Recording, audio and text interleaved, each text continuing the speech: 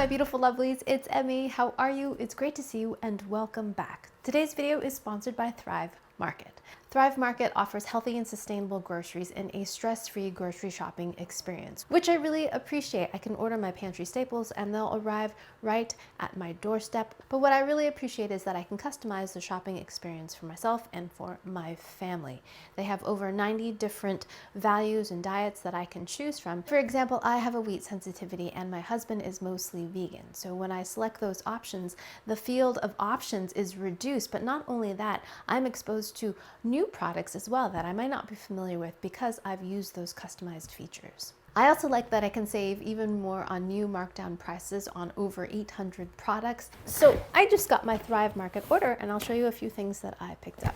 Pumpkin seeds. I make my own granola and energy cubes for my husband before his run, so I use a lot of pumpkin seeds. Unsweetened coconut, that too goes into my granola. Avocado oil, Malden sea salt. First time trying this. We'll be using this in the recipe today.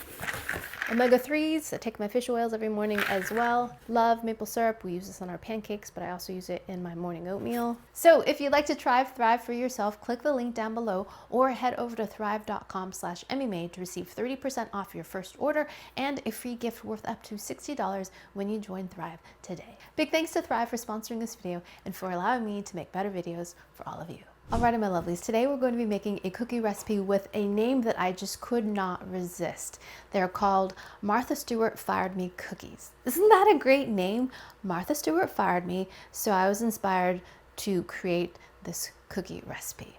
And it's a chocolate chip cookie recipe. So, of course, I'm going to be making it today. So this recipe is authored by Sarah Gormley and it comes from her book, The Order of Things. And she indeed was fired by Martha Stewart and came up with this recipe. She did many iterations to come to perfect this recipe. So I'm so very curious to see how these taste, right? There are 4 unique characteristics to this recipe according to Sarah, and they are: number 1, it contains an obscene amount of chocolate. I shouldn't say obscene, but just a lot more chocolate than a typical cookie recipe. Number 2, they are refrigerated. Chilling the dough makes the cookies better, and I've done this in other cookie recipes as well. A long refrigeration time, 12-48 hours, allows the dough to really hydrate and makes a superior cookie. Number 3 is slamming the pan. After the cookies come out of the oven and they're still hot, you slam the pan so that the cookie dough kind of settles. It's supposed to improve the shape of the cookie. And number 4, we're going to be sprinkling the tops of these cookies with a bit of Malden sea salt, which should give them not only nice kind of sweet and salty contrast, but a little bit of texture as well. I mean, these all sound terrific, but we won't know until we try it. So let's go ahead and get started. Now, Sarah offers this recipe both in volumetric form with imperial measure, with the scoops, or you can do it with a scale, which is what I prefer. Just put everything on the scale and just dump it in as I go. So in this bowl, I have 2 sticks of butter, slightly above room temperature, basically easy enough to beat with a mixer. And I'm going to place that on my scale. I will also include a link down below to Sarah's original recipe if you need the measurements. Alrighty, we're going to be adding 3 different types of sugar. We're going to begin with the granulated sugar. 100 grams, which is about a half a cup. Then dark brown sugar. 238 grams, or about 1 cup. And now we're adding light brown sugar, 109 grams. My light brown sugar is a little crunchy, but we won't mind that. It's time to get some more light brown sugar. All right, I noticed that I have some clumps, so I'm gonna try to preemptively crush them a bit. Now we're going to cream this for 3 minutes. We want it really well blended. Oh, that cube of butter is not soft. That one is. What a mess. So I thought my butter was at room temperature, but it is freezing outside, so this is not as soft as I want it. So I'm going to give this 30 seconds at half power just to get this a little softer. All right, we're back. Now, I've talked about this mixer before. This mixer is great for whipping egg whites, but it's not so great for things like this. It tends to fly, things tend to fly everywhere. So let's, even on the lowest speed. All right, see what I mean? Yeah. All right, so I'm gonna do a little preemptive mashing to try to prevent the sugar from flying everywhere. All right, I'll be back in 3 minutes. Alrighty, lovelies. So we've creamed our butter and our sugars. I came up with this little solution. I covered half my bowl with some plastic wrap because everything was flying everywhere, and it's worked pretty well. Just make sure it's on there really securely. If you have a mixture like this, because then you probably won't have this problem. At any rate, let me show you what this looks like. So here we are with our sugars creamed with the butter. Now we're going to add 2 eggs, one at a time, as we mix. 1 egg.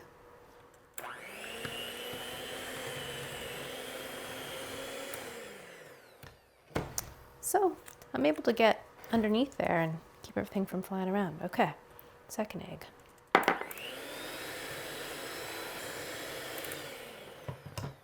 Two teaspoons of vanilla. I never like to measure my vanilla in spoons because I feel like some is always left behind in the spoon. So I just like to, you know, eyeball it. Okay. I'm going to scrape this down and now add our dry ingredients. 330 grams of the flour. This is regular all-purpose unbleached flour.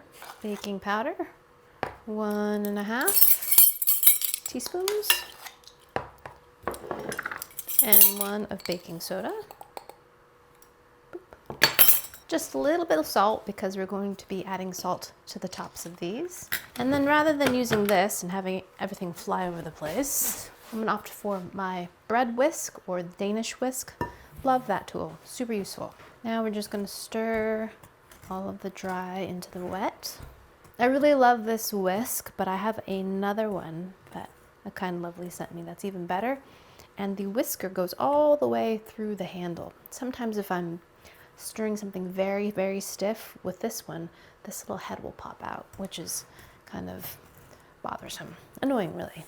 The other one that I got that was sent to me by Lovely is made by Broad & Taylor, and it's terrific. And it's solid one piece, and I can place it in the dishwasher because the handle is kind of rubberized. It's not wood, so that's another plus. I keep that one in my other kitchen. So as you can see, it's making quick work of things and getting everything mixed in. So I get a lot of questions about the tools that I use in my kitchen, and I have a shop link on my YouTube channel in case you're curious about the most frequently used items in my kitchen. Alrighty, so that is now a dough. And the last thing we need to add are chocolate chips, a lot of chocolate chips. So I'm going to measure this by weight. 510 grams, about a pound of chocolate. So here we go. Raymond chocolate.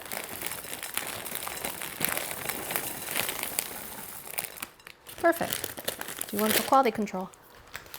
It's a lot of chocolate.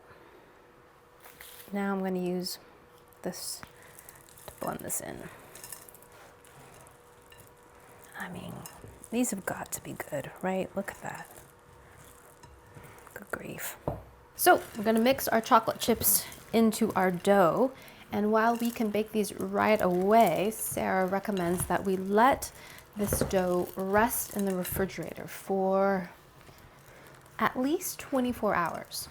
So this is a recipe that if you want it at its best, you have to wait at least 24 hours or 48 hours. So to save some time, I already made a batch of this cookie dough and let it rest for 48 hours. But before I placed it into the refrigerator, I used an ice cream scooper, a disher, to dole out these servings, and I found that this worked out perfectly. I got the perfect even amount of cookies. It was 3 dozen cookies perfectly. So this is a 2 tablespoon scoop, I believe, and I don't ever use these for ice cream. I only use them to prep out ingredients, whether it's meatballs or most often cookies. So makes a lot of cookies. So I've got a 1/4 sheet sized rimmed baking pan lined with some parchment paper. Here's my rested cookie dough, all portioned out. I love doing this when it comes to cookie dough. I love to pre-portion it and then I place it into the freezer, and whenever I want cookies, I can just break them off and bake them right out of the freezer. This has not been frozen, this is just refrigerated. And I'm just gonna place, I don't know how much these will spread, so I'm just gonna place 4 of them right on the baking sheet, like that. We're gonna place them in a preheated 360-degree Fahrenheit oven and bake them for 10 minutes. And then, oh wait, but before we bake these, we're gonna sprinkle them with some Maldon sea salt. So this is my first time getting Maldon sea salt. Comes in this very pretty box. Ooh, but it's beautiful. Oh my gosh, look at this. Look at that. It's so crystalline. Great big flakes. Look at the size of that flake. Ooh, gorgeous. So we're going to sprinkle just a bit of that on each one of these. I'm going to crush it a little bit so that it's a little better distribution. Okay. Now we're going to place this into a preheated 360-degree Fahrenheit oven and bake them for 10 minutes or until they're golden around the edges. Then we take them out and then we're going to give them a swift tap on the countertop, add a little bit more salt, and let them cool for 2 minutes on the pan before we transfer them. And then we're going to taste these and see if they were worth getting fired by Martha-Stewart or something. All right, my loves, see you in a little bit. Boop. 10 minutes.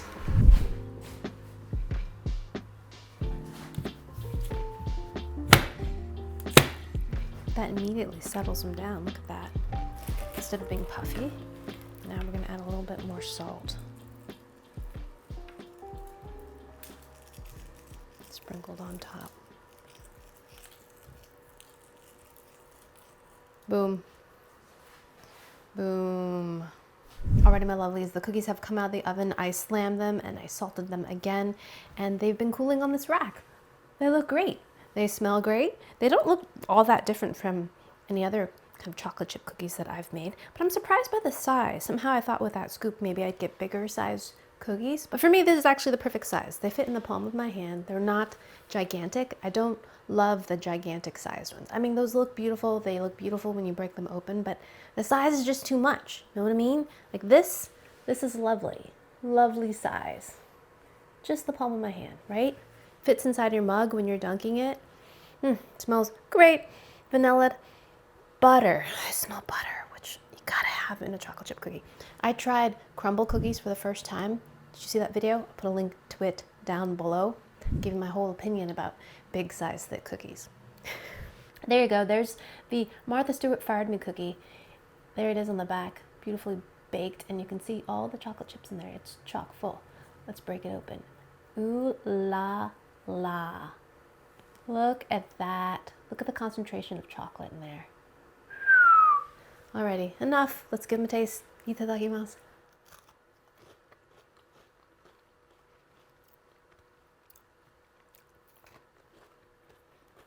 Great.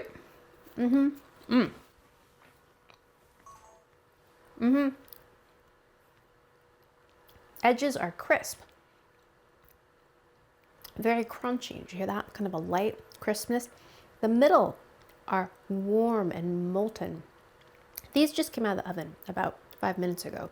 So they're very, very soft, but not doughy, just soft and oozy almost with all that melted chocolate. The salt is lovely. It goes so well with the amount of chocolate that we've got in there. Balances things out, but makes the chocolate feel decadent, but not over the top. You know what I mean? Makes it feel a little more sophisticated, that salt. You gotta love chocolate to love these cookies. And I do. So check that box. Super great. Gooey in the middle, crisp on the outside. I do like a little bit more chew, but usually that develops more once the cookies have cooled down completely. You know what I mean? That little bit of a chewiness in the middle. These are some great cookies, especially if you're a fan of chocolate chip cookies. Really recommend the salt. In fact, I think the salt is really what makes this cookie work for me.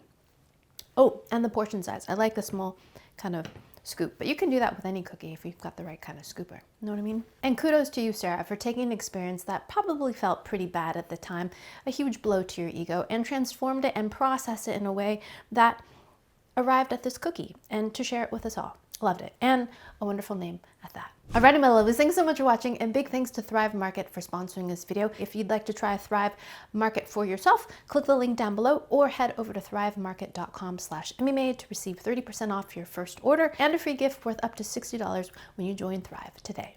Thanks again for watching. I hope you enjoyed that one. I hope you learned something.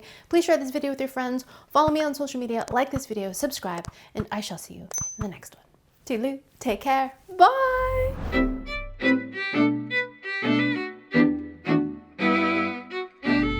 All right, let's put these aside so I don't eat them all at one time.